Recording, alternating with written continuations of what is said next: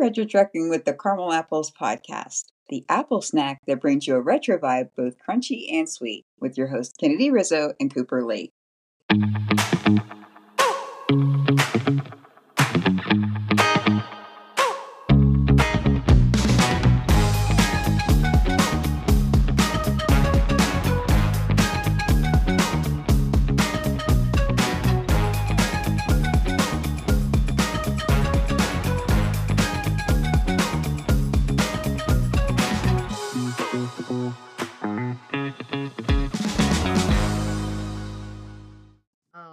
How are you doing this week, Coop? Doing pretty well. A little drained, but doing good. How about you? Good word. Yes, this hot weather and all the busy that comes along with taking care of life and whatever, it's just different now that we're middle-aged. All right. Let's not keep talking about it. That's right. I'm always trying to be a buzzkill. Can't do that. Hey, you're just being a realist. That's life. We're dealing with it. So we're trying to take it in stride. Nice job. Well, one of me and Coopadill's go-tos for escaping the craziness of life is always reminiscing about nostalgia and retro pop culture things. Yeah. This week we're going to jump into something that's very retro. We covered it before about boy bands. We're of the era where boy bands, that was a thing when we were coming up. Yeah. And we recently did a show on one of the top boy bands in the world, which was New Kids on the Block. So we did a whole Orchard Trek retro on that. So you might want to check that one out. Pretty good stuff. Yeah, because we were like solid fans of them. Like, yeah, we know there 100%. were, there were a couple others, but we were hardcore New Kids fans. So continue on. Yeah, she's only being polite about that. We were nuts about them. We really were. Yeah, when you're buying 5-foot posters, yes. But there was even some before them because they were the top. They were the pinnacle of the late 80s, which was when, we were exploring life more and all that stuff. But there were a couple earlier groups that was in our era, which was New Edition, which we mentioned briefly in the New Kids show.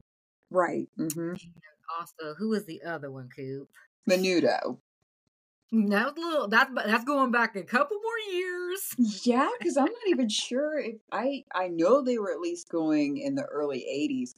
I don't know if they might have even been in the late 70s, potentially. We'll have to do some digging on that, but I think they might have even been pre-80s.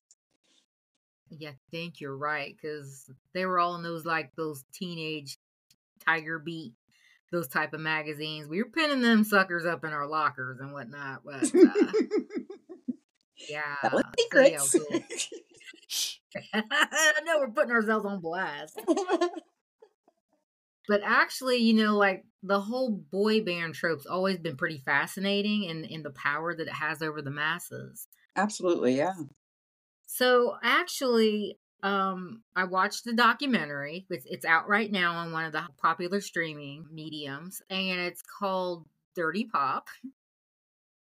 And it's about, I think, 3 or 4 later years, or later years showcased boy bands. And it had Backstreet Boys, NSYNC, O-Town, which I do remember them. Yeah. And then there was one I never heard of called Natural. Natural. They're in the show. Were they kind of like a one-hit wonder?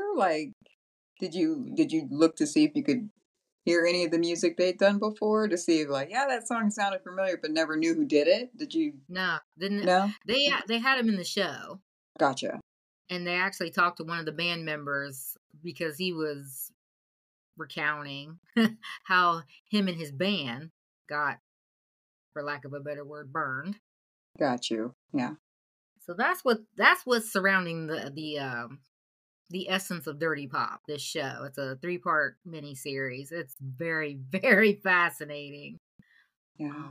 It take you back because they start playing the songs. They showed different cameo when they were performing, very small core, like they'd go to high school stadiums, ball games, like that's what they were Yeah. showing you when they first started out. Yeah. And then you could see the gradual progression of their pop stardom. Sure. And I mean, like, they were all pretty hot. I mean, come on. I mean, that was part of the draw. Yeah, and I would assume you had to make the grade. Yeah, you may have showed up with talent and stuff, but you had to have the entire package. So if you didn't have Yes. that, you probably weren't going to make it very far. Even if you could sing, like you had to have the look. Yes, you really did. And they were the start. For the manager he was the music mogul. His name was Lou Pearlman. And when you look at him, I mean, he's a genius. He was putting himself out there as a musical genius. Okay. Um, Yeah. it did start out where he was into airplanes and blimps. So Okay.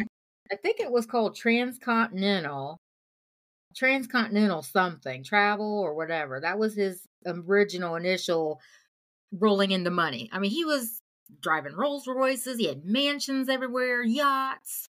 Wow. He hobnobbed with investors and just big time folk. Big time folk. But like the boy band thing was a fantasy of his because, he grew up the chubby kid. Um, he just didn't fit that. You look at him, he didn't fit the demographic of what he was touting with the boy bands. So quick question. Was he into music? Was he musically inclined? Could he sing or anything like that or No, no? not that I think. Mm-mm. Okay. But he was very fascinated by this world, and he was fascinated by his proteges. Cool. So yeah, and I mean, like, I'll be honest with you, I do remember hearing about this back when things were live and going Yeah. on. We were partying and everything. Like it was just like that was the culture at the time. It was all Yeah. in the media, and you'd never know. I mean, I heard this man's name, but I did not know the scope of what was happening with all the glitz and glamour. And, they were just going on concert tours and signing screaming fans, adoring fans' hands and jackets, t-shirts. And, they were like what New Kids was, because it Sure. was like, that's all you saw. It was Yeah. just, stars around their faces. Yeah. And this guy, like he wined and dined them. He started out, like I said, Backstreet Boys. He'd bring them to the mansion. They have fun times. Pool, they'd be at the pool hanging out. He'd buy them pizza, food. They'd be riding around in limos and everything. They were living the high life, if you want to call it that. Sure. Yeah. And the next one, which he said he started them, but he set him up as a rival, and the Backstreet Boys were not happy about it. They started figuring out this is interesting. Was NSYNC. Yeah, like why would you do that? Why would you, pit people against each other, especially if you're at the controls, if you have the option to do that? Why would that be your option? Right. Right. Yeah, that's kind of weird. And he was, and I, like the business aspect of it, like I don't know if the guys really understood what he presented initially, but they got into the boy band scene. So I guess they felt like it was some credence to what he shared with them and what he offered them. Okay. But like as they were going along, they all started going, question marks were forming. And I don't know, like he just really enjoyed this world. They called him always the sixth member of Backstreet Boys, the sixth member of NSYNC, and he'd be in some of the pictures with them and stuff. But it's like he wasn't the same aesthetic as the boys. So like he had a lot of, it's kind of sad because I think there was a lot of insecurity. He was living vicariously through them, and they were kind of living vicariously through him. Yeah. Because he rolled out the red carpet so that they could actually dip their toes in this crazy life, this fame and glamour and all that stuff. Glamour is probably not a good word to use for guys either, but you know what I'm saying. Yeah, what would be charisma? What would be the word? I don't even know. That's not bad. Charisma? We'll go then. Thank you, Coop. I don't even know. This brain ain't working as usual.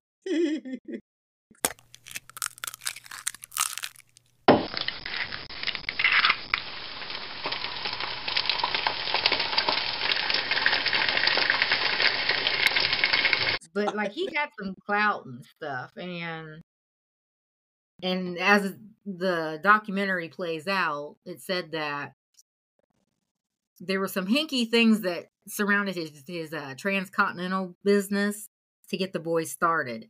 So like he had planes and blimps and that kind of Oh, stuff. And curiously, right before the boy bands got started, there was a lot of accidents. Like a lot of planes were crashing, and a lot of his blimps, all at the same time. really? Interesting. So Okay. that smells funny. Mm-hmm. So he put a lot on the line for the guys, but it wasn't really like they were still getting crumbs. So like Okay. they were talking to each of the guys. I mean, they didn't talk to all of them. They talked to Howie from Backstreet Boys. They talked to Howie, AJ McLean. They Okay. talked to him. They just did cameos of everybody else, and then they did Chris Kirkpatrick of NSYNC. They talked to him. I think he was really the only one from NSYNC that they actually talked to for the documentary. Yeah. And then they showed O Town. I don't think they really talked to any of them. Okay. I remember them. They had like that was starting when things were starting. Reality shows were starting to really pipe up, and Yeah. their group forming was captured within a reality show. So I do remember them vaguely.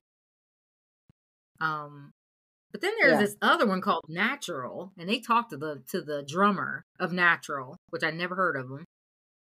Uh. And I mean, everybody that was close to Mr. Perlman, like he actually took them under his wing. So like they were very loyal to him. So like he pretty much treated them like family, not like just, oh, I'm your Yes, manager. Like he went the extra mile to really pull people in and feel like, hey, I got your back. I'm here for you type thing. he Okay. did. He Mm-hmm. did. Mm-hmm. And they did. They just opened up their hearts and their hope Yeah. and just was expecting. No, I don't even think they wanted the money, but I think they really wanted to cherish their friendship. Sure. And when they start seeing and figuring out that things weren't as they seem, like you could even see some of the look on their faces as they were sharing their account, that they had that wounded look like, how did I not see? Or how did I get duped? So Yeah, that and was I kind of I would cool. imagine there would be that level of why. Like why were you like you'd hate to think that you were intentionally victimized. Yeah, Like people were like he was intentionally doing it. You would like to rather probably think he didn't know, or it probably sideballed him too. He had no idea this was happening, because you would hate to think that someone would intentionally pick you to do that to. Because how do you not take it personal? right. You were in the realm. You dealt with this, so you'd be like, what was it about me that you felt like you wanted? you know okay. Yeah. Yeah. So Interesting. the drummer's name in Natural, his name was Mike Johnson, I think it was. And Okay. he was super loyal to him too. But so here's a little clip from, what that article was. It said that after Johnson's band Natural broke up in 2004, he became interested in the business side of the entertainment industry, and he worked with Lou Pearlman on what he thought were TV projects. So he was trying to go from more the face of the group to Behind the scenes, sure. behind the Okay. scenes. I think a lot of people do that. Yeah. I think so too. They're like, this is a fascinating world. Yeah. Yeah. They can have it. Yeah. So this one time they traveled Southeast Asia to pitch investors. This is what Mr. Perlman was good at. He was a fast talker. Sure. The projects didn't go anywhere, but Mr. Perlman did not want to go home. This is Mr. Johnson recalling this. And this is what he says in quote, it turned out that our world travels, because they were going all over doing these business ventures. He says it turned out that our world travels were actually him being on the run from the FBI. End quote. What? Oh, Yeah. wow. So he was arrested. Things finally started catching up with him. And in the spring of 2007, there was information that he found that Mr. Perlman was forging documents. And it hit the fan, and it said that he was arrested in June, a couple months later, June of 2007. So Oh, wow. So he was roughly $500 million in debt, or what he had stolen from all of the investors, from the guys, from everything, from this huge musical empire. And it said that he only was able, or the people that went after him, they were only able to recover $10 million out of 500 million. Really? Yeah, Oh boy, that's like a drop in the bucket. My goodness. that's it. And that's how it is when somebody's really kind of criminal like. I don't Yeah. know. They got it figured out to a point. Oh my goodness. Oh my goodness. But then in 2008, he was convicted of money laundering and sentenced to 25 years in prison. But he ended up dying behind bars in 2016 of a heart attack. So Oh, what do okay. we understand? And it's not the money that's bad or any of that. It's the love of it and chasing it. Yeah. A man's dead now, right? So Yeah. was it worth it? Yeah, he obviously when did you say he was arrested? Oh nine, 707. 7, and he died in 16. Yeah. So 7 years out of flying high So for a while. It's like, yeah, yeah, and that's the thing, like we still can think back of all the good memories. We didn't know any of that was really going on. right. Like one of our girl squad, like she absolutely adored the Backstreet Boys. Like, She really I mean, we did. liked them too. They were cute. They had really good songs, but she Yes. loved them. Yeah. Was it Kevin Richardson was the one she wanted, of course. I think he was her top. He And was I think cute. the lead, who was he? Brian Luttrell. Yes. Okay. Yeah, I think. Wait, wasn't there a Nick? Was there a Nick that sang a Oh, Nick lot too? Carter. Nick Nick Carter. Carter. Hmm. Yeah, but I think yes, Brian and Kevin were definitely the top of her list. Yeah, she was like, hashtag goals, hashtag all that, whatever. Yes, she put them on her waiting list. She's like, anytime you're ready, I'm Yeah. here. And that's how it was with NSYNC. Like they were the biggest ones at the time. They actually Oh yeah, blew up. Like he touched yeah, them. He had the Midas touch. yeah, Uh, but like and of course Justin Timberlake, he was probably the face of NSYNC. yeah, But I mean, like JC Chasez and Lance Bass, you got Joey Fatone and Chris Kirkpatrick. Like we know in sync. So this yeah, man, he picked these guys, handpicked these guys, put them out there. These are our new hot boy bands. And, yeah, we know them. We're sitting here having conversations about that. We have memories of it. yeah, It's just a shame. It's sad that it's funny that when things aren't what they really appear, that it has your jaw on the floor sometimes. And, um, like we were saying, we kind of heard about it, but it wasn't out there. Like now this documentary kind of opened some can of worms. It's like, ooh. yeah. And I think that it's interesting that here it is, how many years later, and it's still intriguing to people Yeah. because you do see what's on the outside, and a lot of times, I think it's a tale as old as time as far as people wanting to be famous. Yep. There's always this other side of it. You're going, man, they really went through it. I think it's a different experience for a lot of people, but it's, I won't say fascinating in a way that it's like, oh, neat, but it's kind of just, wow, what some people have really gone through just to know their name. It's kind of bizarre sometimes. So Yeah. glad they made it out of it. I mean, they did get something out of it, but Yeah. there's scars too, I'm sure.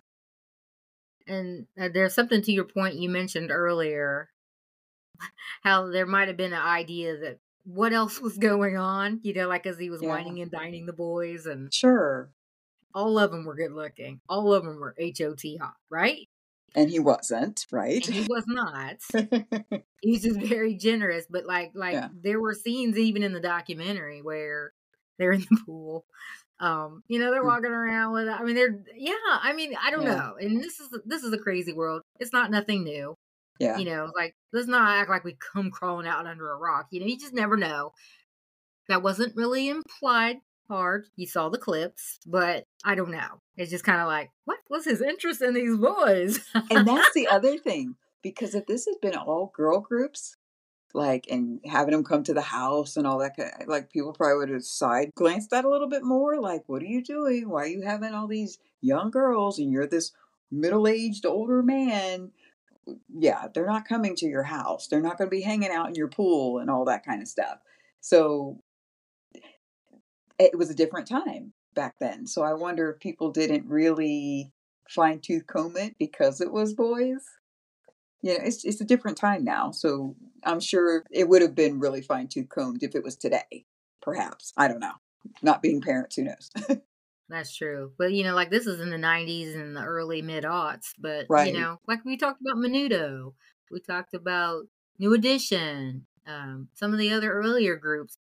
So, yeah, stuff like that wasn't really put out in the media. Like, if it was buried, it was buried. But Yeah. I think it might have been going on back then, too. It just was buried.